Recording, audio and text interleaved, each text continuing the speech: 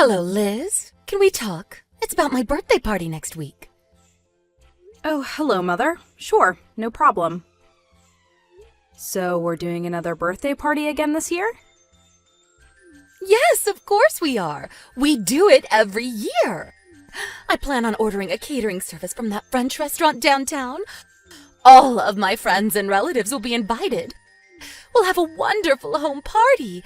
We can set up a nice outdoor luncheon. It's just going to be so special. Right. I'm sure you and Rob will be there, right? Do you mind if I ask you something, Mother? How much is this all going to cost? The cost? Well, let's see. My friend who's done a lot of these parties, well, she said her party, which was pretty modest for her tastes, was something like $4,000, give or take. Guess mine will be about that much.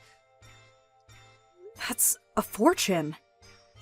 What? What do you mean? That's not so bad. You do realize that if you had $4,000, you could cover your home mortgage for the next 3 or 4 months. My mortgage? Really? I don't want to be disrespectful concerning your birthday, but wouldn't it be better if you set aside that money to pay your monthly mortgage payments? It's a little over $1,000 a month, wasn't it? I really think you should get your priorities straight. What are you talking about, priorities? Why do I even have to worry about that kind of thing? That's not my problem. That's something that you and Rob should be worrying about, not me. I wish you wouldn't rely on me to pay for everything. We're not relying on you. I'm just pointing out the obvious.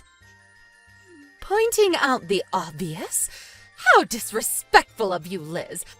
I'm your mother-in-law, for God's sake. Are you serious?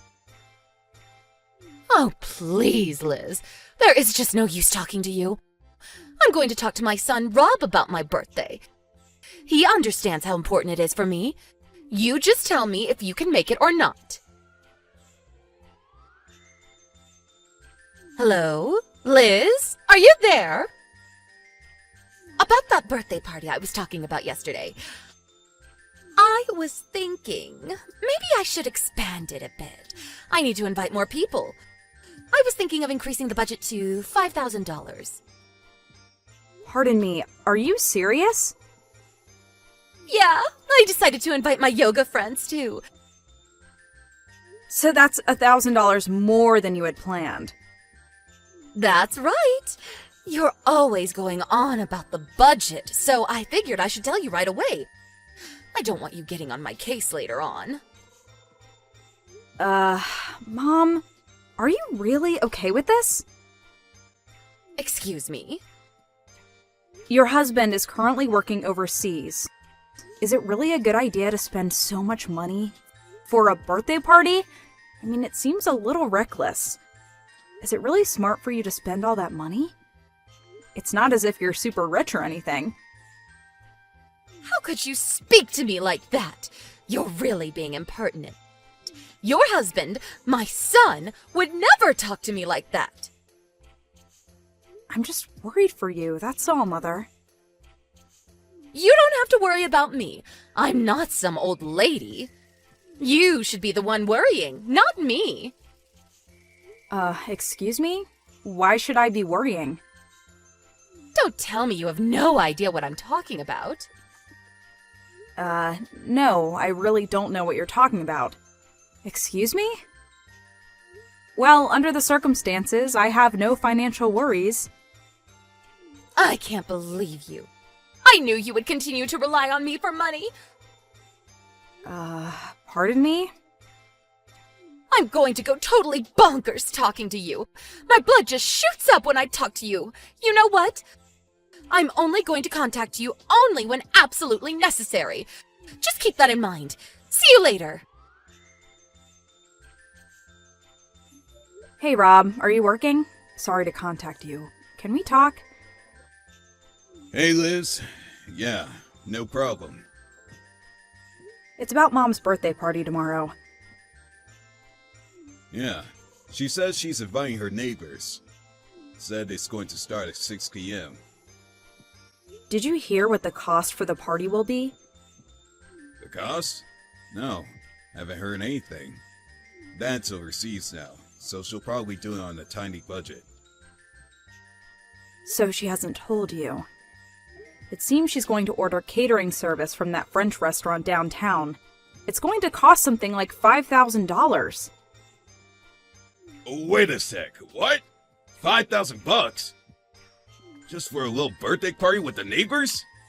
That can't be right. It's not just neighbors, it seems. She's inviting all her yoga class members, even the instructor. Really? But $5,000? That's way too much. I tried mentioning the mortgage payments, but she just brushed it aside. She actually turned the tables and blamed everything on me. Oh boy. I don't want to be a nosy daughter-in-law and want her to have a nice birthday party, but we're not exactly having an easy time. For her to just go off and use money without thinking, I really don't know what to do. She really should be paying off the mortgage, not having a French catering service for her birthday. Yeah, but she won't listen to a word I say. Nothing we can do about it now. The party is tomorrow. Even if she cancels now, they'll probably charge the full amount. The restaurant probably already prepared the food. Wouldn't look good. That's for sure. I'm the youngest of my family. She would never listen to me either. My older brothers have a lot more clout than me. On top of that, despite being the youngest, I was the first to get married. Mom wasn't too happy about that. Yeah, I guess. I guess we have no choice. We're just gonna have to let her have her way this time. We're both going to the party tomorrow, so let's see how things go. See how she acts. What do you say? I'll get Dad a call too. Yeah, maybe that would be a good idea. Alright. See you tomorrow then. Yeah, okay. See you tomorrow. Liz, are you there? So, you decided to come to the party with Rob. Right. You asked me to come to the party with Rob, so here I am. Yes. Looks are everything. We have to keep up appearances, you know. People talk. If you and Rob didn't show up, rumors start spreading. You know what I mean. Yeah, right. Whatever. But I want you to stay in the kitchen once the party starts. Just stay out of sight. Excuse me? Why should I do that? Well, because French cuisine is way too good for you. That's why. Too good for me? Think of it as a punishment for being disrespectful to your mother-in-law. The reason why you're such a cheapskate is because you went ahead and got that loan, paying to have $1,000 a month. Kinda strange hearing that from you, Mother. Well, nobody will speak up, so I will. I was against you guys buying that condo. Way over your budget. Excuse me?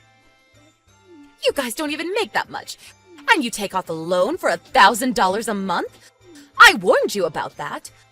But you want to pay off your mortgage and complain about me spending money on my birthday party?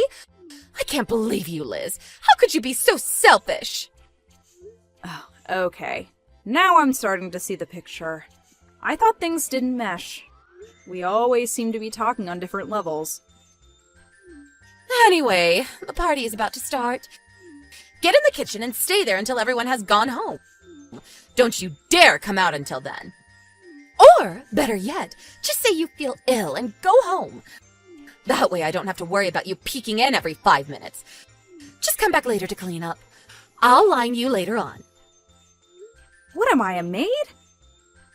Well, actually, yes. I've told all my neighbors that I'm currently disciplining our daughter-in-law to be a better housewife. A better housewife, huh? Stay in the kitchen for another 30 minutes, and then you can head home. I'll line you later. I really don't know why I have to leave. To be honest, I don't want my guests seeing a dirty maid wandering around. Just too depressing. It's my birthday after all. Okay, if that's the way you want it, I'll stop the mortgage payment starting next month. Hope you're okay with that. Pardon me? What did you just say? The loan payments. I will no longer pay that, just so you know. What are you talking about? Maybe you need your head examined. It's you who will suffer if you stop the payments. Rob says he's going home too. Have a nice party. Don't bother texting me later. I have no intention of cleaning up after you. I'm not your maid. Yeah, whatever. Do what you have to do. Liz, pick up!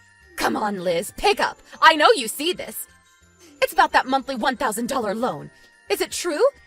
That loan is for this house and not the condo you guys are living in? This is some kind of mistake, right? Oh, so you heard it from someone. Yeah, from your aunt and uncle at the party. Oh, I see. I didn't realize they were there. I didn't believe it at first. Thought it was some kind of joke. But this month, the bank called and said there was insufficient funds for the loan payment. That's when I realized it was all true. That's right. I was depositing the $1,000 into you and your husband's account every month. I see. I had no idea. You also know why your husband's working overseas, right? Yes, I heard. It was concerning some project he was working on. Apparently one of his staff members screwed up and the project went belly up. He took responsibility for it and was transferred to a position overseas, alone. He was forced to take a position at a factory up north for 3 years. That's right. And his pay was slashed drastically. You know that too, right? Your husband came to me. He said he had more than 7 years left on the loan. I was working 2 jobs, so I was financially doing okay, so I agreed to help him out at least until he got back on his feet again. Then what about that condo you live in? That's more than you can afford. You guys moved in right about the time my husband was transferred overseas. That's why I thought the loan was obviously to pay the mortgage on that condo. The condo is owned by my uncle. Huh? Your uncle? I thought we explained all this to you years ago when we first moved in. My uncle thought we would have a hard time paying $1,000 a month to cover your loan, and so he allowed us to live in this condo free of charge until things worked out. Live there free of charge? Don't misunderstand. My uncle's family lives there too. We just have one room to ourselves, and I help with the cooking and cleaning. It's been a real help. We're living on a tight budget. No perks. I see. Your husband suggested that we move into that house, but I think we talked about it. You were adamantly against it, as I recall. Oh, so that was what it was all about. You were so insistent that whoever lives in that house had to be the eldest son and his family. Not Rob and I. Not the baby of the family. You just wouldn't allow it. I remember you banging on the kitchen table and going into hysterics. You remember that, don't you? Did I really? Anyway, I had no idea about all of this. How was I supposed to know you guys were paying and all? Come on. We sat down and explained everything to you. Don't you remember? Everyone was there. Rob and his brothers, your husband. I was there too. We had that family meeting in your living room. We explained everything. I don't remember any of it. Yeah, I remember you were sort of just half listening. You really weren't interested in anything we were saying. You would only hear what you wanted to hear, like continuing to live at the house. When the talk switched to possibly helping out by working part-time, you put an end to that conversation pretty quick. You didn't want to hear about Rob and I living with you either. We just couldn't get through to you.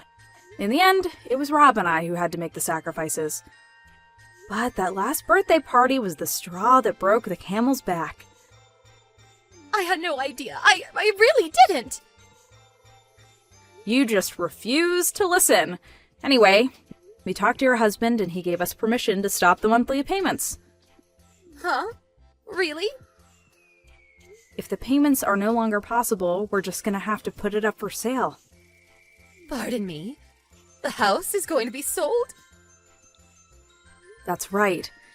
He really didn't want to lose the house he spent years paying for, but your husband didn't want to burden Rob and I any longer. We're still young, and we hope to someday buy a house too. Your husband decided it was no longer feasible after hearing all the stories about your antics from his sons. As for the $6,000 that I forked out, your husband said he would eventually pay me back. This is not happening!